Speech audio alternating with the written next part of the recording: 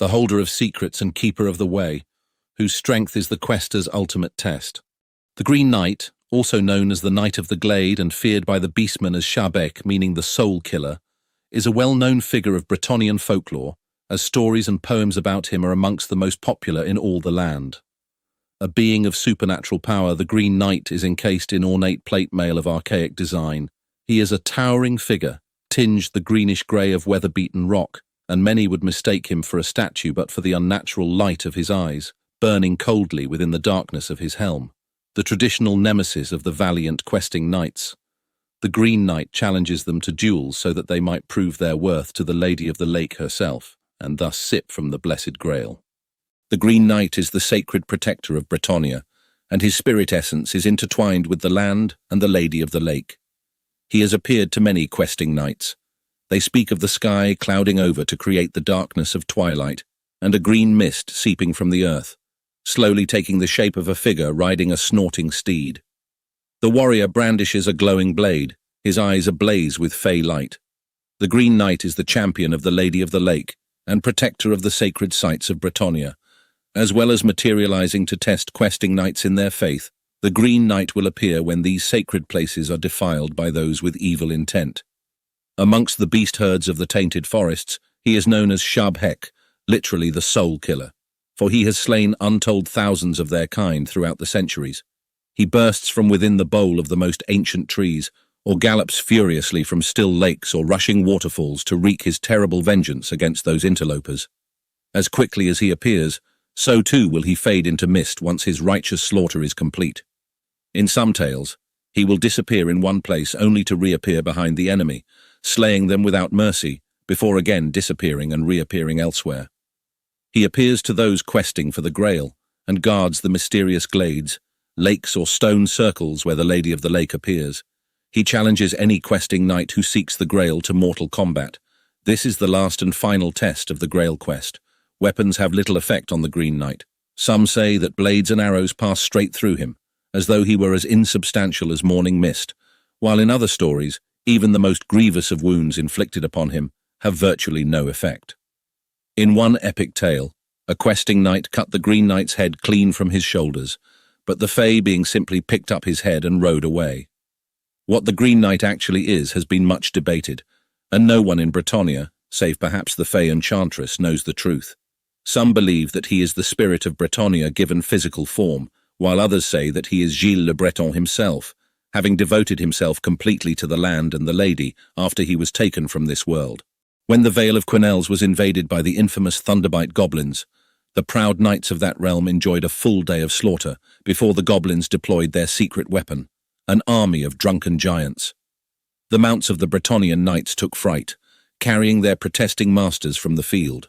The peasantry of Quenelles fired upon the giants with bow and field trebuchet, but once the giants were amongst their ranks, the battle seemed lost. Then, with an unearthly cry, the legendary Green Knight burst forth from the trunk of the ancient oak at the heart of the vale and took the fight to the giants, felling them one by one with his glowing blade. Quenelles was saved, though the event is strangely absent from its official records. The Green Knight's gauntleted hands rested upon a broad-bladed sword, the dolorous blade embedded in the earth before it. How many souls deemed unworthy had been cut down by that infamous weapon? For years Callard had longed to face this potent being, but now that he did, he found himself transfixed, scarcely able to breathe. Callard faces the Green Knight. The Green Knight remained motionless, eyes searing through Callard's soul, stripping him bare. Fog seeped up from the ground and billowed around the ethereal champion like a cloak. In one smooth motion, the mythical figure drew its sword from the earth and began to advance towards him. Mist rolled out around the Green Knight, rushing towards Callard like a tide. It crashed over him in a soundless wave, and he was instantly chilled. The Green Knight prepares to duel Callard.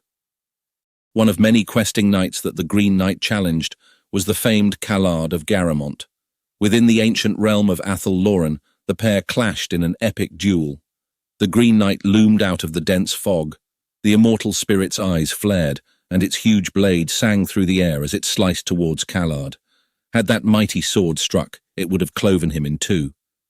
He jumped back to avoid the blow, narrowly avoiding being cut down. The Green Knight swung again, and Callard hurled himself to the side to avoid being decapitated.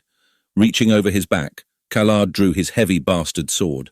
The Green Knight came at him again, and he readied to block the Fey Spirit's next attack. Callard held the blade in two hands, yet even so he was brought to his knees by the sheer force of the blow.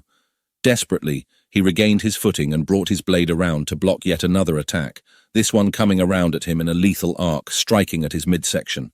The blow shuddered up his arms, and he was knocked back 2 steps. The Green Knight came on relentlessly, allowing no time to recover. There was no subtlety or guile to the unearthly warrior's assault. He came on without pause and without remorse, delivering a tireless barrage of attacks. Each blow was delivered with staggering power, and any one of them would have felled Callard had it landed. The Fey Knight stood over a head taller than Callard, and each strike sent him reeling. His hands were numb from the jarring blows, and he had no time to even consider launching a riposte. The roiling mist continued to build. All that existed was the two of them. Nothing else mattered. Callard frantically backtracked, using all his skill and battle-honed instincts to stay alive for another few seconds. His arms were tiring, the bastard sword in his hands a leaden weight. By contrast, the Green Knight was indefatigable. Finally, Callard found an opening. He deflected a heavy overhead blow, letting his foe's dimly green-glowing blade slide down the length of his sword before whipping it around to parry a low attack. Sidestepping neatly, Callard spun around the immortal spirit's next blow and slammed his bastard sword into his neck, putting his whole body weight behind the strike. His blade landed between archaic plate armor, sliding between helmet and gorget and cutting through the links of chainmail beneath, but it sank no further. It was as if the immortal spirit's flesh were made of iron, and the force of the blow rang up both of Callard's arms. The Green Knight backhanded Callard across the jaw, and he hit the ground hard, spitting blood. Scrambling, he threw himself aside to avoid the dolorous blade as it came again. The weapon embedded itself in the ground, and Callard staggered upright. His arms were aching, and he backed off, panic clawing its way into his heart. He had put everything he had behind that blow, and its timing was perfect. Had he struck any mortal foe, their head would have sailed into the air, hacked clean from their shoulders. But onwards the Green Knight came, unharmed. Clearing his mind, Callard pushed his fear aside and invoked the name of his goddess. Pale fire flickered along the edge of his bastard sword, and he felt fresh vigor infuse his limbs. With a cry, Callard threw himself at the unyielding knight, thrusting and slashing. He feinted high and came in low, swinging his heavy sword around in murderous arcs. Every blow was met by the dolorous blade, and sparks flew as enchanted metal came together again and again.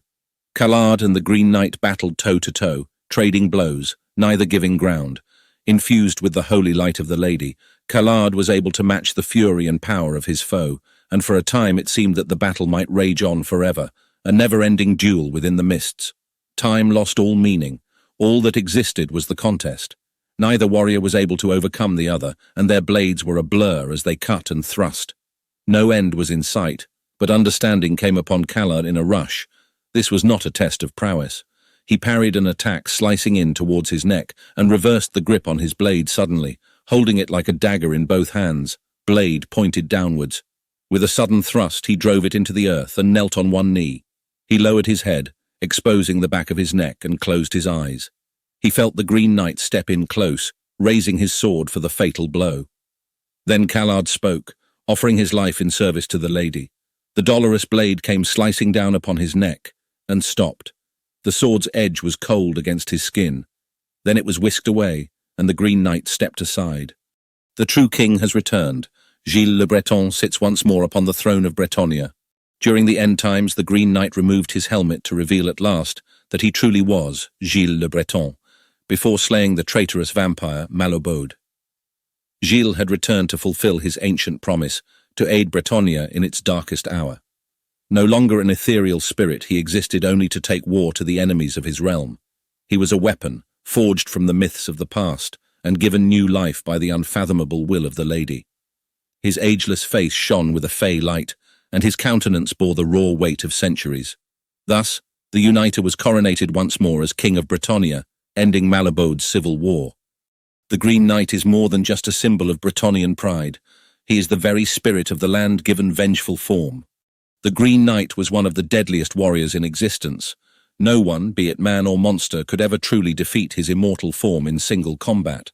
The dolorous blade was a mighty sword of immense size and weight, which the Green Knight wielded with ease. Glowing with a strange light, he would sweep it around him with awesome strength. It was capable of destroying enemies in their droves and was infused with ancient magic. The Shadow Steed was a mystical horse of fey power. The steed of the Green Knight was never slowed by its heavy barding. The Green Knight is inspired by a character from Arthurian legend of the same name. He is mentioned to be among the so-called coloured knights, whom Sir Gareth encountered on his quest to save Lady Lyonesse from the evil Red Knight in one tale.